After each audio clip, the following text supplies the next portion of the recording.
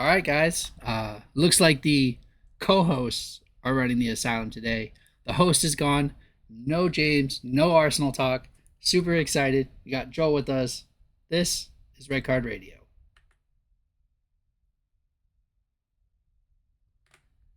Good morning. Good afternoon. Good evening. Whatever the Jim Carrey intro is from the Truman Show. If you're new here, like, subscribe, hit the notification bell, give us a 5-star review wherever you may be listening to us, whether YouTube, Spotify, iTunes. We do read them out as we get them, and it helps us in our Operation Trick Google.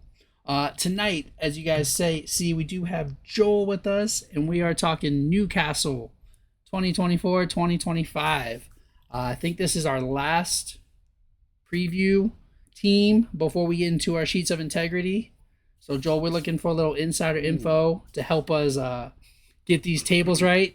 So, I want to go back to back champs. All right. Come on. Just wanted to point that out that I was the one that won last year for next time. But as we've been going, I think we're at Newcastle. Anything interesting, Joel? What's been going on lately? You know what? As we were discussing before, it's been quiet for the most part on Tyne's side. There's been a few exits, a couple of signings, mostly backup players, a couple of PSR sales, which is, I guess, the norm these days. A couple of our owners kicked out as well. Yeah. Which came as came as This was really interesting. Maybe it was part of the plan all along, but I think they were very much very very liked by the fans. Yeah. Known as the people, some of the people who saved our club. So yeah, just interesting.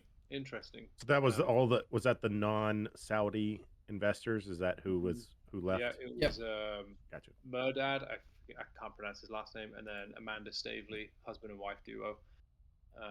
She was the one, or they were the ones, really felt like brokering the deal. They were the face of the deal when it went through 3 years ago now. So, yeah, it's a strange one seeing them go.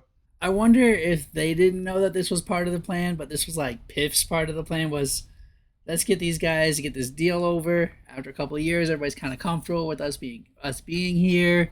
All right, we're gonna take over full ownership. Like that's what it felt like. Like it was like the back door to get in. But I didn't read all the inside, like all the ins and outs of it, but I think the stake was the Reuben brothers. So Jamie Reuben, his stake was increased. I don't know that Piff got any more. I don't know. I really don't know. But it was just a strange one. Yeah. Well, that's an interesting take or thing that happened because that's what the Piff did is what seems to be on brand as a pretty uniquely American thing to put some type of local hero or whatever the case may be. When the investment group bought Birmingham, they put Tom Brady in front. He's not a very big percentage owner, but he invests a little bit, and then he's the face, right?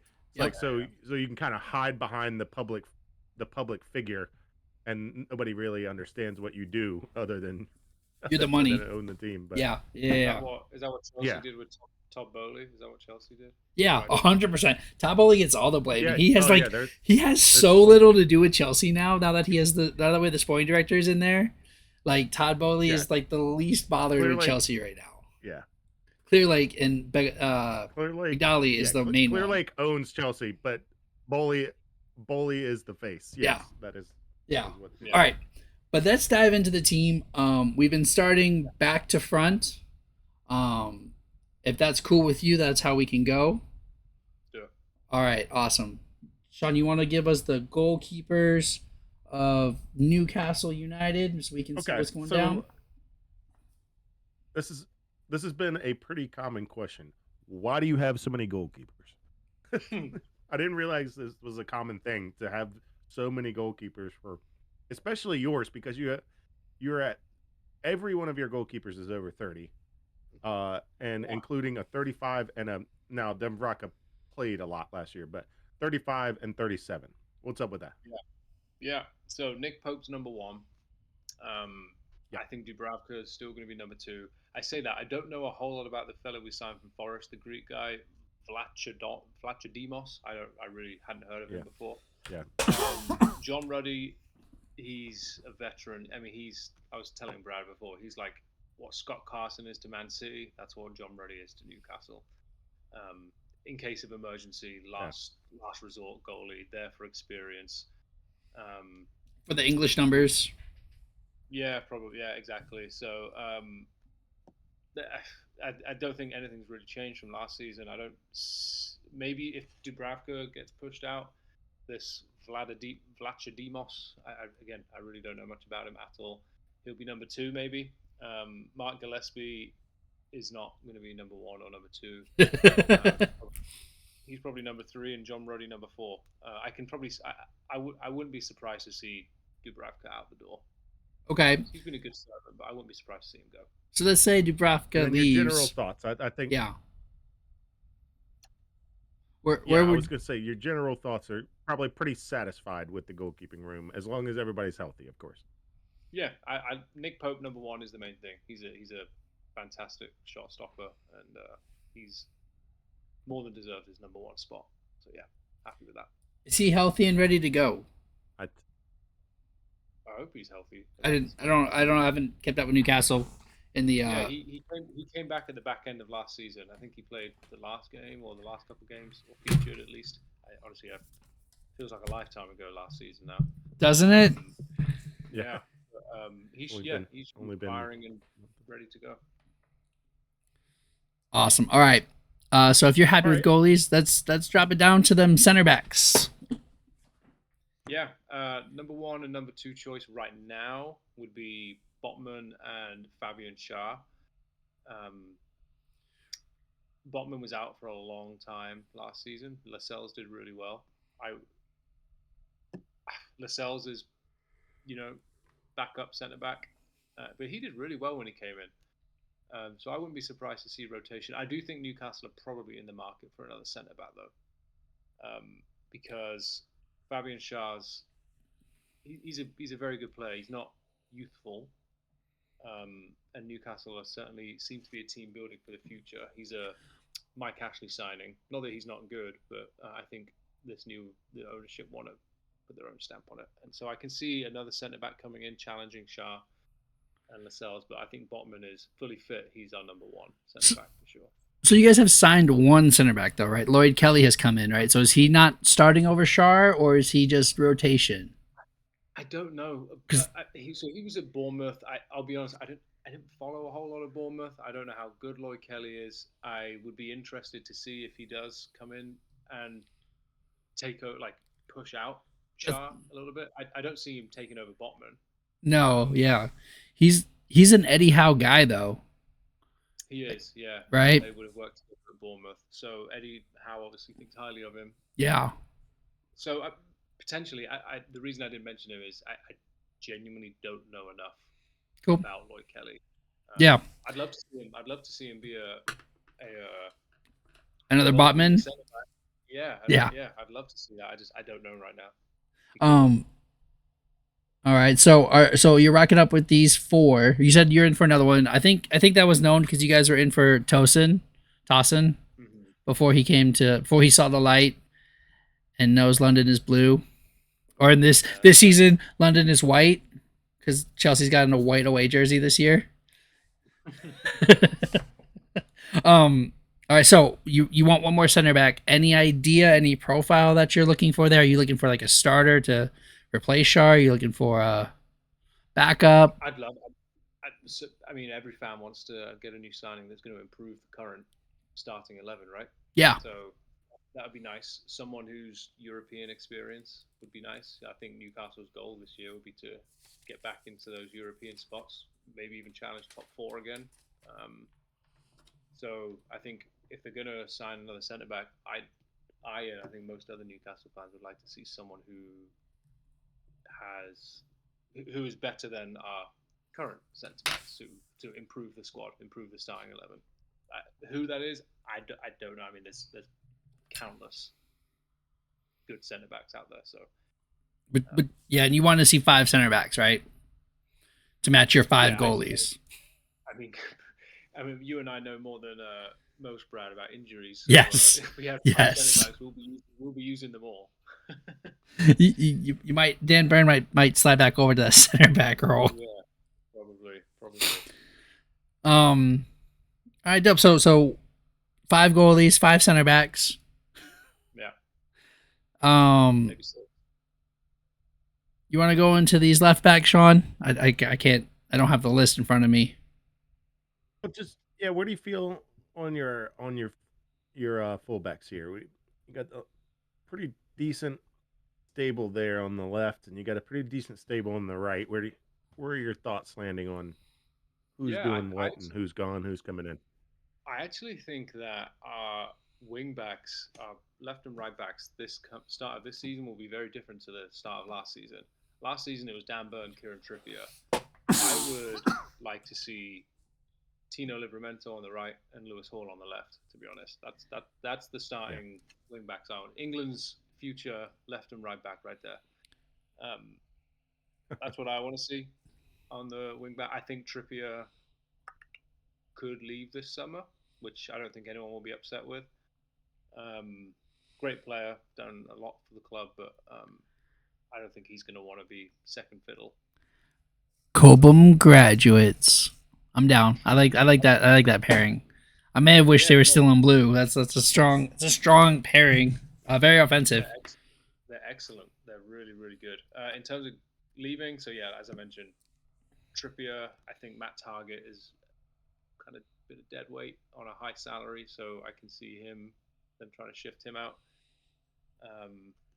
They've got some youngsters too that they signed. They went out on loan last year who have come back. So like Harrison Ashby, young player from West Ham's academy. Obviously, West Ham are known for having a really good youth system. So that's the left and right back pairing I want to see. Livramento and Hall on either side.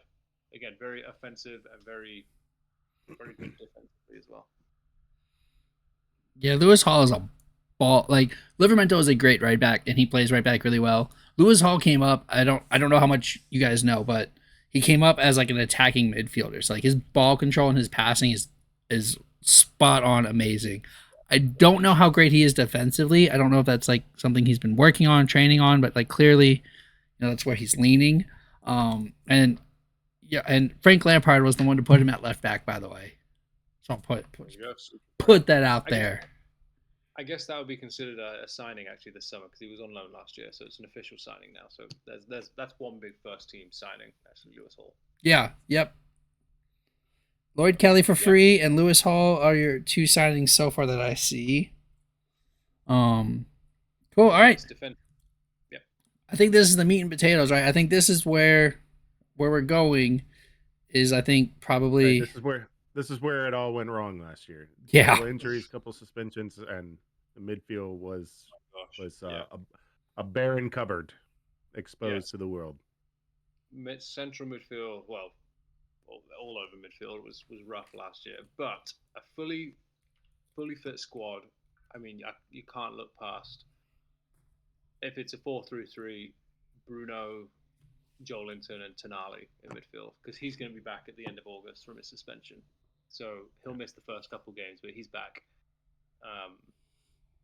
You can't really ask for a better three midfield than that. I mean, and the backup as well is we've got Joe Willock, we've got Sean. I mean, Sean Longstaff's not a world beater, but he puts in a shift.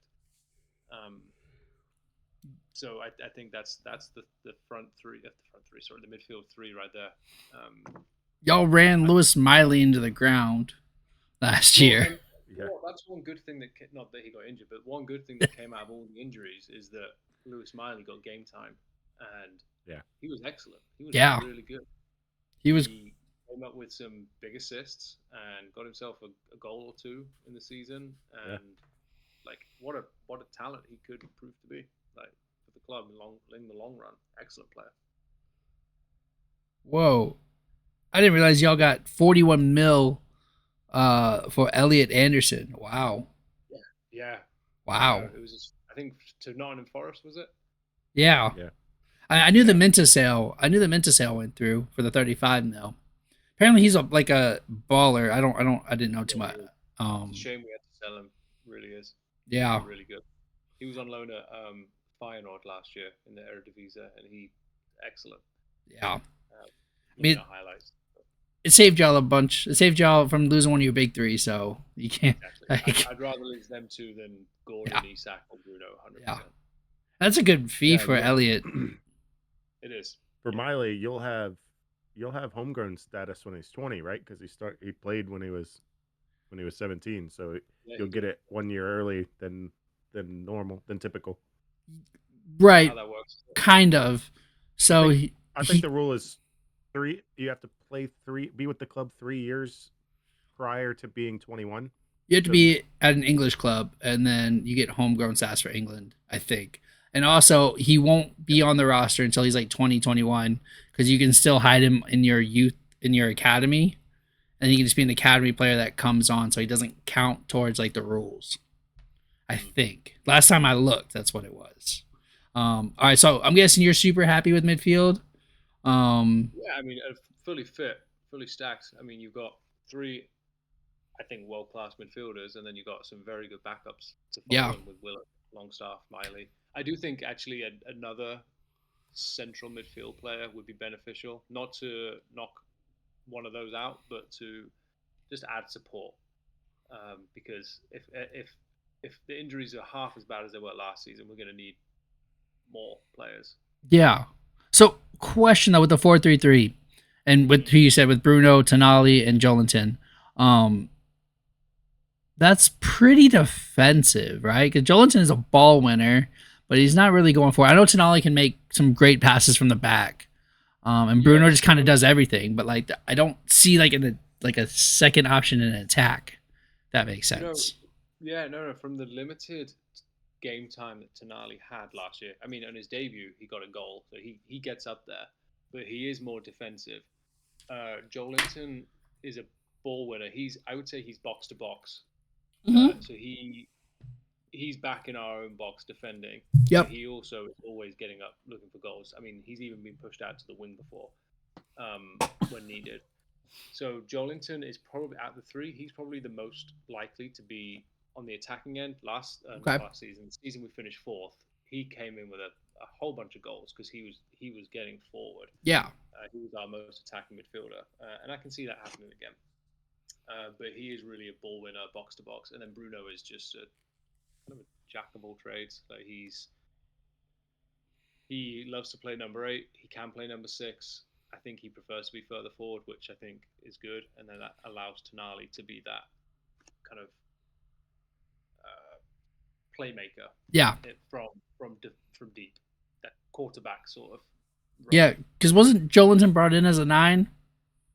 Yeah, Jolinton brought in under Steve Bruce. And, but I mean, to be fair, that's kind of the position he played at his old club in Germany. I think it was Hoffenheim. Like he played there and did all right, and then but under Steve Bruce, he couldn't hit a barn door. Sean, did you hear the flashback, like the pain in Joel's voice there, or was it just me? I could hear it. Audible. I was one of, I think pretty much every Newcastle fan out there before he moved back into centre mid, before Howe moved him back. We were like, just get this guy off the books. Just get him out. He is useless. I know. Eddie House or something. It was one game. I think in that season the takeover happened. He was playing up top, or maybe he was even on the bench. We got someone sent off early, centre back Kieran Clark, and it meant everyone had to shift around. And then Joelinton forced us to stay back in midfield, and he was just. I think from there, Howe was like, "That's where you're playing." Yeah, it's worked out. What a player. Sweet. Yeah, I mean, if I'm you, I'm happy with that midfield. I just had that question with Jolinton if he would be the one that's like the second striker, which makes sense with his past. Yeah, I don't know if he'd be a second striker. I think it's more he'd be the most likely to be just behind Isak, but I think it's a very fluid midfield 3. I don't think it's very like you're here, don't move. You're here, you can't go past these lines. I think it's very much because they can all do each role very well. So be interesting to see how Eddie Howe shapes us up in midfield. Awesome. All right, so we got the goalie, we got the defenders, we got the midfield. I think this is my favorite part of the field. Maybe that's because I'm American and I like goals. I like seeing scores go up. Because football, every goal, every touchdown in football is worth 6 points, not one. Let's get into these attackers, Sean. Let's bring this. I think we can break it down by each wing because he's probably got about 7 left wingers, and like 2 of the other 2. This is where I think you're gonna want some changes here. Um, Probably more on the right side. I think you're pretty happy with Gordon and you're pretty happy with Isak. But on the right side, Almiron's getting a little older. Are you happy with Jacob Murphy? Probably not. Probably serviceable backup, but you'd probably want to see some improvement over on the right. Yeah, Jacob Murphy puts a shift in, but he's not. He's not. He and Almiron aren't the ones to get us back into the top 4. Almiron had a freak period in that season. We finished 4th, where he couldn't stop scoring. But since then, I mean, it's just he's just need to get Grealish to insult him again. That's all. Yeah, right. Yeah, right. I think all Newcastle fans, with no hard feelings towards him, but would be relieved to see Almiron leave.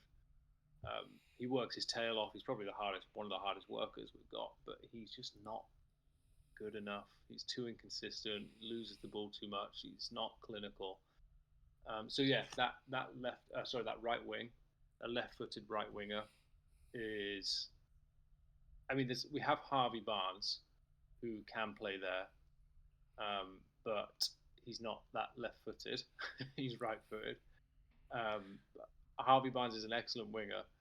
I think, a left-footed right winger is really what we need up top, because we've got Gordon, who is very, very good, really good player, and we've got Isak, who is one of the best strikers in the league. You can probably class Gordon as one of the best wingers in the league based off last season. That's a good point there. Are you disappointed, or are you brushing off the rumors that the rumors of his move to Liverpool, especially? Are you brushing those off, or is it concerning? I don't see. I mean, I'm not for this window anyway. Not for this coming season. I don't think there's any chance of him leaving if we secure Europa League or Champions League football next season. I'd be concerned if we don't get any European football that all of the big 3 Newcastle have, all of them would leave. I'd be concerned about that. Bruno, Isak, and Gordon. But yeah, no, happy with Gordon on the left. Happy with Barnes as a backup. Okay. Who? Happy with Isak. Not too happy with Wilson as a backup. I'd like to see him moved on, to be honest. Yeah, bring him. Tepper. We Caleb Wilson. We would love to see him in the Queen City. That's a rumor. That's why. That was a rumor. Like, I know. He'll probably spend a lot of time on the medical table. I don't know, man. MLS, they walk a lot. He'll be fine. Yeah, right. Who is this? Wilson, I see moving on. But... All right, so we're moving on. Wilson. Who is this Garang Kual? We signed him. He went out. I think we signed him and sent him straight back out on loan or something like that, and he's come back. Okay. He played in the World Cup. He's Australian. He played in the World Cup against Argentina for Australia. But in that game that Argentina won, yeah. I don't even remember. Australia had like a last gasp chance at the very end that Martinez saved from like point blank range. Anyway, that was him. He missed. Okay. Martinez saved it. Okay. So he's a really exciting young player. I don't think he's going to get a whole lot of game time. I think, to be honest, he probably may even get sent back out on loan to get more. But he's an exciting young player as well. Young Australian lad.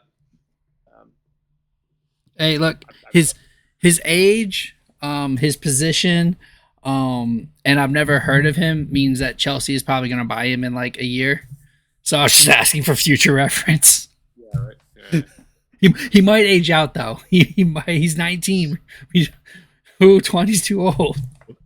Yeah. Well, that is the rumor that has died down. It seems to have it's cooled off. It's gotten quieter, however you want to describe it. But the Isak to Chelsea rumors were pretty loud there for a little bit, but I they honestly, seem to have gone away. I was never concerned about that one. Yeah, I think we were floating around to see if they needed PSR help, and we're more than willing to take somebody like Isak, like a prospect like that. That's a project striker that won't probably play a ton. But yeah, as soon as they sell Minta, all of those rumors went to bed. I haven't even heard the Bruno to City rumor in a while either. No, I mean they were all. It was all. Yeah, like I said, just silly rumors because Newcastle were never going to sell any of those players to a rival Premier League team. If they were going to sell them, it was going to be to someone abroad. I don't Yeah, think you would sell Isak to Chelsea or Bruno to City or Gordon to Liverpool. Like it's just That's what strengthening it our feels. rival. true. But the problem with that is nobody but English teams can afford English prices. Uh, Besides, I don't know. there's like three clubs: Bayern, Real Madrid, Juventus is still nothing. Barcelona don't have money. Barcelona's broke. They got more financial leverage. Juventus might be able to breathe soon. I don't know. So I like mean, there's other. I mean, there's like Atletico Madrid out there. They got maybe, money. yeah, They got Inter Milan got money. AC Milan got money. that's true. I forgot. Inter and AC just got bought by somebody. That's true. Um, all right, so put you to it. And there's this Ryan Fraser dude hanging around, bro. What's going on with him? I mean, he needs to be. He was out on loan last year. I thought he'd gone. To be honest, I actually think he has gone. I don't know. I don't know why he's hanging. If he's on the list, but Wasn't he like? Didn't he get like banished by Eddie Howe like 3 years ago and still hasn't left? Like the owners left before he left. I thought he had gone. To be honest, let's see. No, yeah, no, you're right. He's still contract. He was at Southampton last season. Yeah. Out on loan. But yeah, he's going to be out. He won't get game time this coming season, 100%. Oh no, yeah, he's gone somewhere. All right, so we're not happy on the right, and we need a backup striker, right? That's what I'm hearing. Yes. So backup striker first. You're asking who? Yeah, who like what kind of like because Isak and like I know Anthony Gordon can put a shift in there. Yeah. And Isak's a poacher, so like, are you looking for that? Would you want that same type, or would you want like? No, I think, and this isn't a realistic. This is me saying, oh, this would be like a realistic signing, but like an Ivan Toney type player. Okay. No, just like a big Yeah. target man. Yeah. Hold up the ball. Tony would never come because he's played for Newcastle before. He won't come back, and I don't think that's a backup type player. That's a first team for starter player. But that type of hold the ball up, cause problems in the box, always an aerial threat. So Isak's more of a silky, skillful, quick, yeah. Thierry Henry type So player. so if you could, you would have a younger Callum Wilson. He's not injury prone. Yes. I mean, to be fair to Callum Wilson, he's one of our top goal scorers. He scores goals. Yeah. He and Isak both are prone to injury. That's true. All right, and you can't have two injury prone strikers. It's not going to work. And now you need a starter here. We need a game changer on the right wing.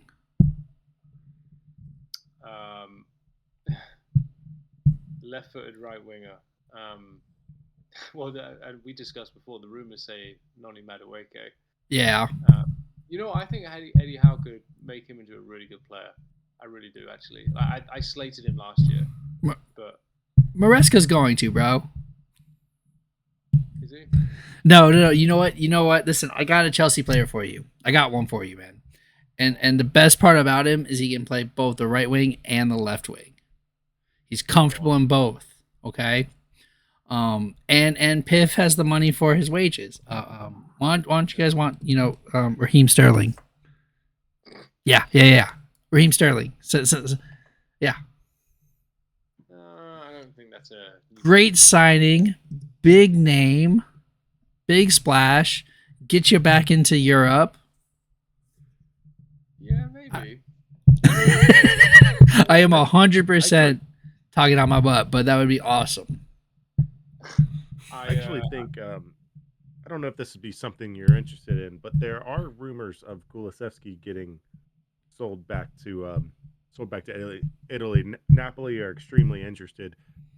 in the neighborhood. They just don't want to get in the neighborhood of 45 that Tottenham are asking for. So let me put that to you: 45 for Kulusevski. Is that a deal for you? Is that something you'd take? He's a good player. He's better than Almiron. Yeah, 45 million. and he's young. He's still Yeah. like 23. Is he that young, really? Yeah, Yeah, 22. he was somewhere right around there. that was what's his name signings. This is why like Tottenham keep trying to buy Italian players. His homie is still an advisor for them. I see. He's 24. Yeah, he's young. Paratici. Yeah, Yeah. Yeah, I mean, he's a good player. that Almiron. or 20 mil for Chiesa. I'd take Chiesa, 100%. Yeah, I think so too. Even with Yeah. like but he's another injury prone dude. So like I don't like. Chiesa's he's an unreal player. He's so good. I He mean, could be. Well, I'd love can't even say his first name, but Eze. I know he's not left-footed, but Eze, Ooh, Eze. Yeah, great player. yeah, Great that's player. strong. If Palace lose Elise and Eze, they're in trouble. Yeah. Which I mean they might, but like look, Palace no, because here's what Palace is gonna do. It's what they've done for the past 4 years. Whoever the best attacker that's available from the championship, they sign. And we're like, who is this guy? Worked out. Oh, he's a baller. It has. Eze, Elise, who was their leading goal scorer this year? The striker was a championship striker. Edward, something like that. Oh, Ed. Yeah. wait, Palace's striker? Yeah. Eduardo. Kill me. I'm getting it. I think if my computer doesn't break. Let's see. Wait, Mateta. Yeah. Mateta. Yeah, that was it. Mateta. I don't know. I'll be honest. I'm still back to Newcastle. A little worried in the back of my mind that Eddie Howe's head could be turned if the FA come knocking. Yo, so I wanted to get into that actually, because that's the big rumor is that after this Olympics they're gonna start looking for some new, that he might be the one to be like, I'm out, because that England spot is very very cushy. And like, so as an Englishman, right? Would you want Eddie Howe as the England manager? But it means Newcastle have to go out and find somebody else. That's a really hard question. I know, and I think it's a very interesting question for you. And let's say Eddie Howe has adopted a style of play in Newcastle that the fans haven't seen in decades, and I think he is so loved there, and I think he's so adored by the Newcastle fans that I don't know that. Would I want Howe? It's hard to tell because I don't. Could Howe do for England what he's done at Newcastle? I don't know. well, let's say, all right, so we have a couple of people here. I'm gonna give you some names. If we're gonna replace Eddie Howe, right? Okay, so Eddie Howe goes to England. Let's say Eddie Howe goes to England, and because I think you would be, as an Englishman, you would be happy as Eddie Howe as the England's national team coach. Okay. Yeah, cool. Yeah. So let's see if we can find your replacement that you'd be equally happy with. Graham Potter, or decently happy with. Graham Potter. No. Pochettino.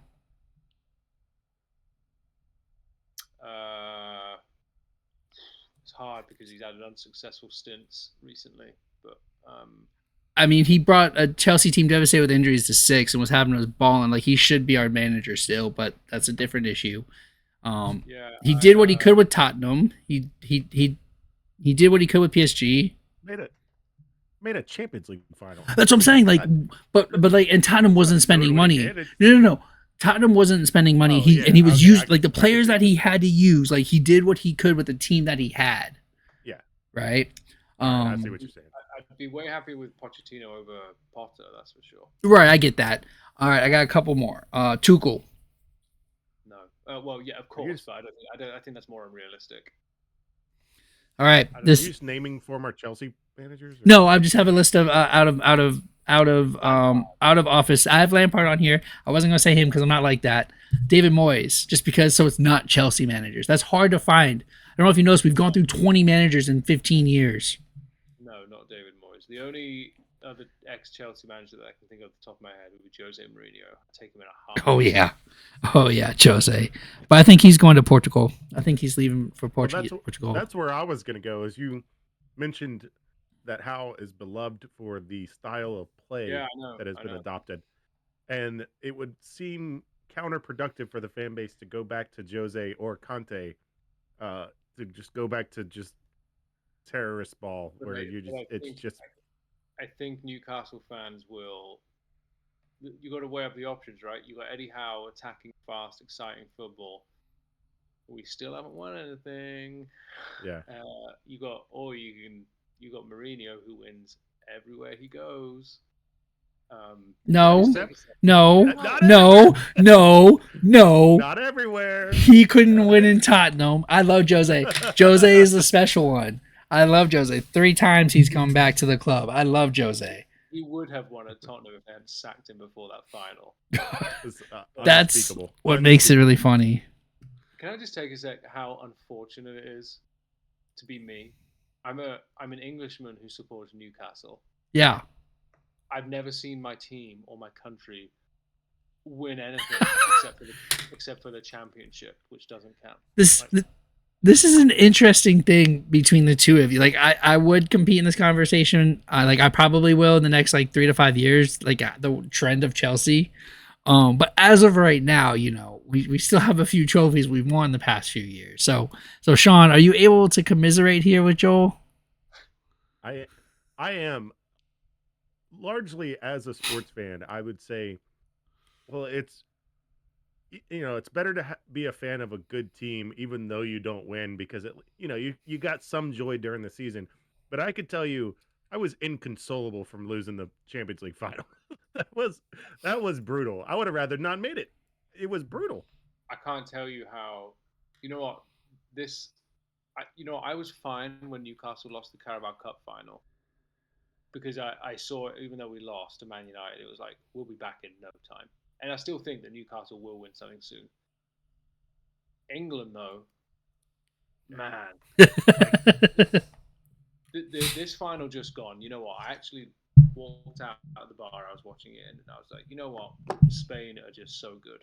Like, I don't mind losing this. But of course I'd mind. I was upset. But in worst team by a mile in the competition. So I was okay.